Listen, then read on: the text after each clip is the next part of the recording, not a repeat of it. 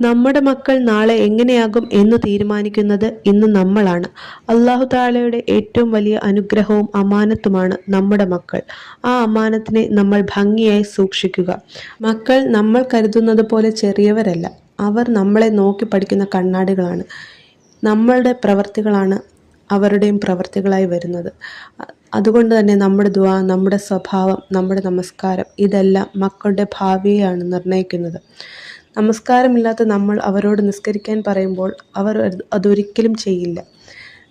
സത്യസന്ധത കാണിക്കാൻ അവരോട് പറയുമ്പോൾ നമ്മൾ സത്യസന്ധരാണോ എന്ന് സ്വയം ചിന്തിക്കേണ്ടതുണ്ട്. അതുപോലെ നമ്മൾ അവരോട് ദേഷ്യത്തിൽ പെരുമാറിയാൽ തിരിച്ച് അതേ ദേഷ്യത്തിൽ നമ്മളോട് പെരുമാറുന്ന മക്കളെ നമ്മൾ ശ്രദ്ധിച്ചിട്ടുണ്ടോ? നമ്മുടെ പെരുമാറ്റമാണ് അവർ അതേ രീതിയിൽ കാണിക്കുന്നത്. മക്കൾക്ക് നല്ല വിദ്യാഭ്യാസം കൊടുക്കാൻ മത്സരിക്കുന്നവരാണ് ഇന്ന് മാതാപിതാക്കൾ.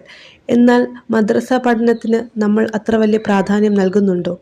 മദ്രസ പഠനം എല്ലാവരും അവഗണിക്കുന്ന ഒന്നാണ്. സ്കൂളിൽ പോയാൽ മതി, പള്ളിയിൽ പോയില്ലേലും കുഴപ്പമില്ല എന്ന ചിന്താഗതിയാണ് ഇന്ന് മാതാപിതാക്കൾക്ക്.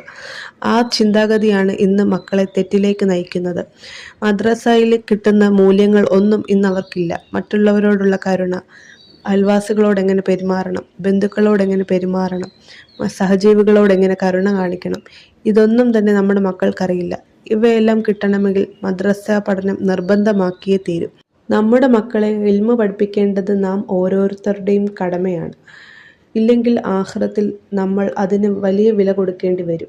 മാതാപിതാക്കളോട് സ്നേഹവും ബഹുമാനവുമുള്ള മക്കൾ ഇന്ന് വളരെ കുറവാണ്. മാതാപിതാക്കൾ ആരാണെന്നും എന്താണെന്നും അവർക്ക് ബോധ്യം നൽകേണ്ടത് നമ്മൾ തന്നെയാണ്. കുഞ്ഞിലെ തന്നെ മക്കൾക്ക് എല്ലാ കാര്യങ്ങളും നമ്മൾ പറഞ്ഞ് മനസ്സിലാക്കി കൊടുക്കുക. എങ്കിൽ മാത്രമേ വലുതാവുമ്പോൾ അവർ നമ്മളെ സ്നേഹിക്കുകയും ബഹുമാനിക്കുകയും ചെയ്യുകയുള്ളൂ. നമ്മുടെ മാതാപിതാക്കളെ നമ്മൾ സ്നേഹിക്കുന്നത് നമ്മുടെ മക്കൾ കണ്ടു വേണം വളരാൻ. എങ്കിൽ മാത്രമേ ആ സ്നേഹം നമുക്കും കിട്ടുകയുള്ളൂ. അതുപോലെ തന്നെ നമ്മുടെ മക്കൾക്ക് നമുക്ക് കൊടുക്കാൻ കഴിയുന്ന ഏറ്റവും വലിയ സമ്മാനമാണ് നമ്മുടെ ദുആ. നമ്മുടെ ദുആ എപ്പോഴും നമ്മുടെ മക്കൾക്കുണ്ടാവണം. അവരെ നേർവഴിയിലാക്കാനും അവരെ സ്വാലിഹായ മക്കളാക്കാനും നമ്മൾ എപ്പോഴും പടച്ചവനോട് ദുആ ചെയ്തുകൊണ്ടിരിക്കണം. നമ്മുടെ മാതാപിതാക്കളുടെ ദുആ എന്ന് പറയുന്നത് അല്ലാഹ് ഒരിക്കലും തട്ടിക്കളയുന്ന ഒന്നല്ല.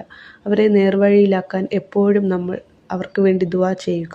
നമ്മൾ എന്നായാലും ഒരു ദിവസം ഈ ലോകം വിട്ടുപോകും. അപ്പോൾ നമ്മൾ വളർത്തിയ സ്വാലിഹായ മക്കളുടെ ദുആ മാത്രമേ നമ്മുടെ ഖബറിൽ കൂട്ടിനുണ്ടാകൂ. അതിന് അല്ലാഹു തൗഫീഖ് നൽകട്ടെ എന്ന് ആത്മാർത്ഥമായി ദുആ ചെയ്യുന്നു. ആമീൻ. അസ്സലാമു അലൈക്കും വറഹ്മത്തുള്ളാഹി.